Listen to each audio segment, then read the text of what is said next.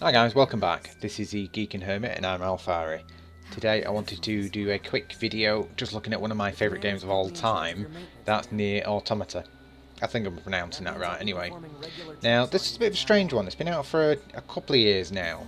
But the original Nier came out on the PlayStation 3 and Xbox 360 and was kind of more of a niche kind of game. It's an RPG by, I think it's published by Square Enix. And I played it back then and loved it, but no one really ever seems to speak about it. It never really made waves or anything, and it kind of came like a cult classic. And if you can find it, it's really, really good. It's just possibly one of the most depressing games you can ever play. And now this is kind of like a semi-sequel.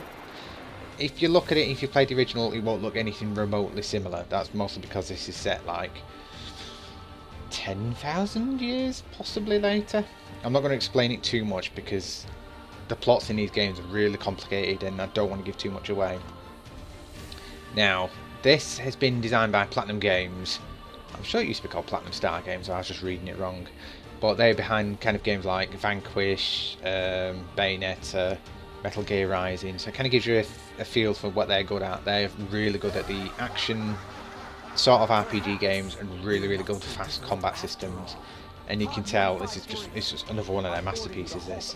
But what I do like is they've got the actual gameplay there, but the story's there as well. I mean, it does take a while to come out and it's really, really vague, but it is definitely up there easy with the Final Fantasy kind of plots and everything being quite complicated, quite deep. Some parts are really subtle and don't really come out too obvious unless you really think about it. But I love that, and I love it when Platinum Games have got behind it, because usually the biggest problem with RPGs isn't so much the story or the world building, it's the combat can kind of be a bit hit and miss. I mean, kind of in some games, even though I love them, the combat kind of feels like a means to an end. Like you're just doing it because you kind of have to, because that's the game. Where in this, I love throwing myself into a group of enemies, like 20, 30 enemies at once, and just trying to avoid bullets, lasers and all sorts of crap going on. It's absolutely amazing. Now, this is actually the PC version, which is it's not that bad of a port. If you read on Steam and various forums, they're going about, oh, it's awful and blah blah blah. It's alright, it's functional, but there is a mod called the FAR mod, FAR, and if you download that, it takes 2 minutes, and it seems to clear up pretty much most of the issues I had with it, and then it runs perfectly fine. I mean, I don't know how to mod games very well because I'm lazy and crap at that stuff. But literally, just plonked it in, boom, worked, and I've enjoyed playing it. So yeah, don't be put off if you've only got a PC.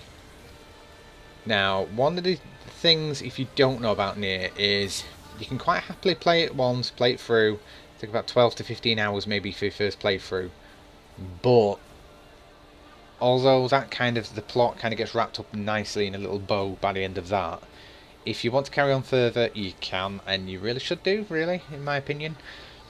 Because this game, you can play it through 3 different times.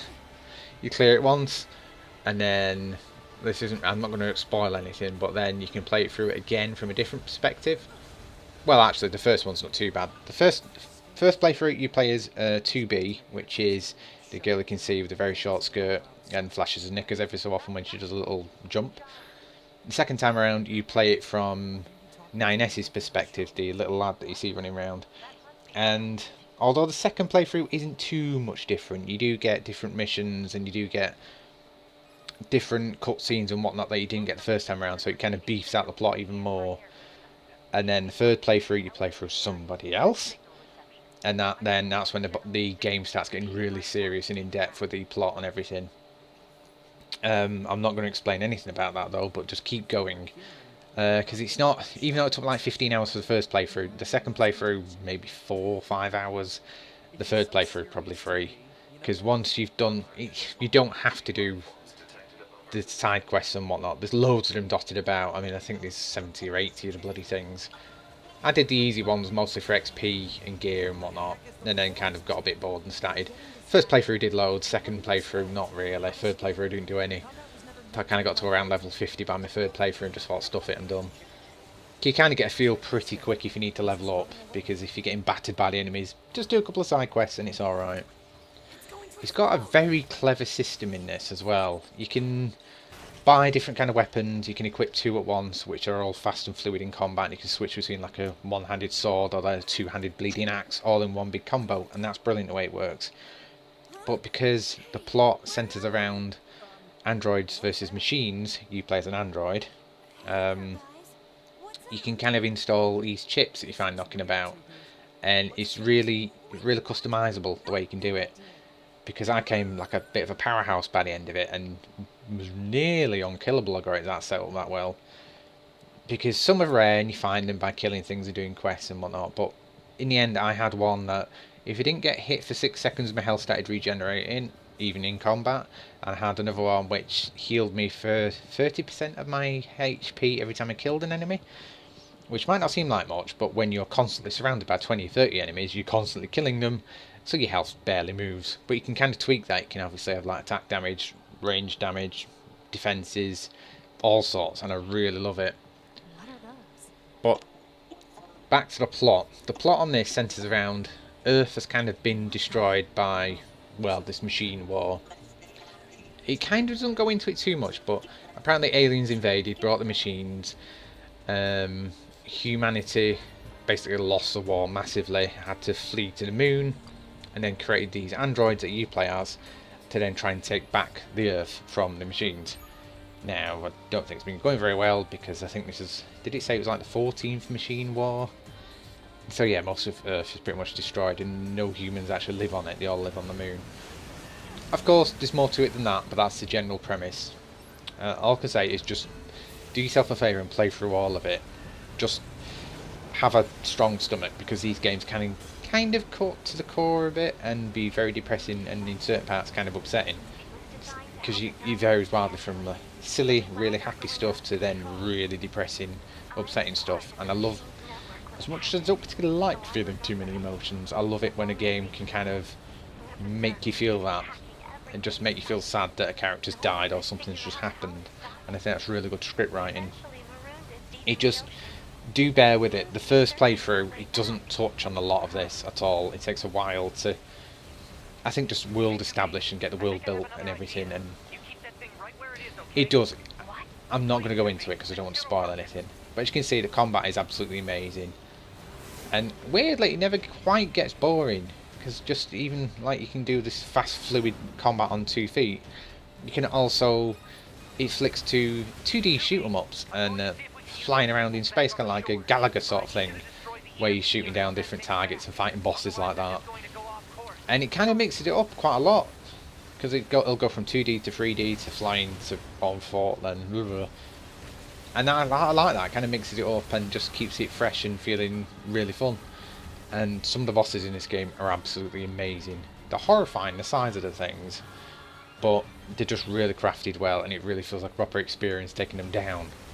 Some of them are not that complicated, even though they still take a bit, and other ones, like some of the ones you'll be seeing on this video, take a good while.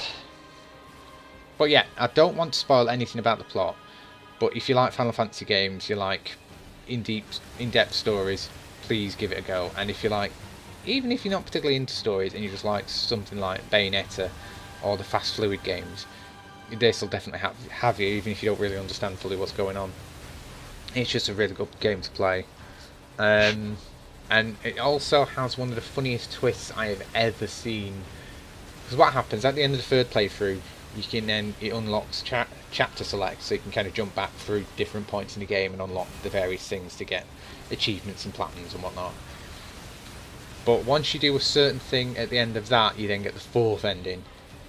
And it's just one of the choices you get right at the very end of that. I'm not going to spoil it, but it really makes you sit there and think, shit, what do we do here? And it's just very, very, very clever. It's kind of like breaking the 4th wall sort of thing, but it is such a good thing.